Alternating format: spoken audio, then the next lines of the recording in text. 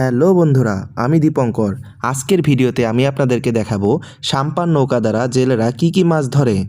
তো আমি এখন আছি কক্সবাজারে সোনারপাড়ায় অবস্থিত একটা বিচে, এবং আমার পেছনে যে নৌকাটি দেখতে পাচ্ছেন এটা হচ্ছে সাম্পান নৌকা। এখানে জেলেরা নৌকাটিকে উঠানোর চেষ্টা করছে, কারণ এই নৌকাটি ভোরবেলা বের হয়ে গিয়েছিল মাছ শিকার করার জন্য, এবং এখন বাজে বেলা 2টা। তারা এই যে চাকার মতো যে জিনিসগুলো দেখছেন এটার মধ্যে নৌকা রেখে নৌকাটিকে উপরে নিয়ে যাবে। তো বন্ধুরা, এই যে সাম্পান নৌকাটিকে বিচে নিয়ে আসা হয়েছে এবং মাছগুলো নামানো হচ্ছে। চলুন দেখি কি মাছ। এই যে মাছগুলো দেখতে পাচ্ছেন, এই মাছগুলো কিন্তু তারা ভোর থেকে 2টা পর্যন্ত এইটা ধরেছে।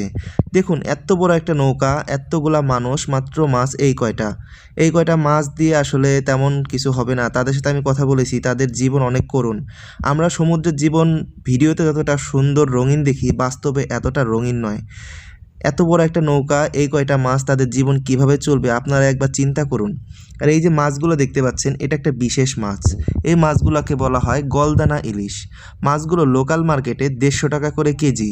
মাছটি দেখতে একদম ইলিশ মাছের মতো, খেতেও অনেকটা ইলিশ মাছের মতো, বাট দাম অনেক কম, কারণ এটা সমুদ্রে অনেক বেশি পরিমাণে পাওয়া যায়।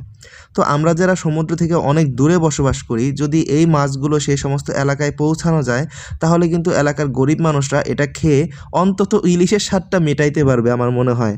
তো যাই হোক, মাছটা আমার কাছে খুবই সুন্দর লেগেছে, কিন্তু এই মাছটা শিকারের পিছনে যে তাদের এত করুণ ইতিহাস, সেটা শুনলে আপনি সত্যি অবাক হবেন। পরবর্তী কোনো একটা ভিডিওতে তাদের সাথে আমি আপনাদের এটা শেয়ার করব, তারা কত কষ্ট করে এই মাছটা ধরে। এটাই ছিল সাম্পান মাঝিদের মাছ ধরার দৃশ্য। তারা সারা রাত সমুদ্রে কষ্ট করে এই মাছগুলো ধরেছে, এবং এখানে হচ্ছে ল্যান্ডিং সেন্টার। এখান থেকে মাছগুলো কিন্তু চলে যাবে স্থানীয় বাজারগুলো। তাদের জীবন কাহিনী আসলে অনেক করুণ। আমরা যে মাছের ভিডিওগুলো দেখলাম, হয়তো আমি ছোট্ট একটু অংশ দেখাতে পেরেছি। যদি কোনো দিন তাদের সাথে নৌকার মাঝখানে যেতে পারি, সেটা অবশ্যই আপনার সাথে শেয়ার করব। ততক্ষণ অবশ্যই আমার চ্যানেলটিকে সাবস্ক্রাইব করবেন এবং আমার পাশে থাকবেন। ধন্যবাদ।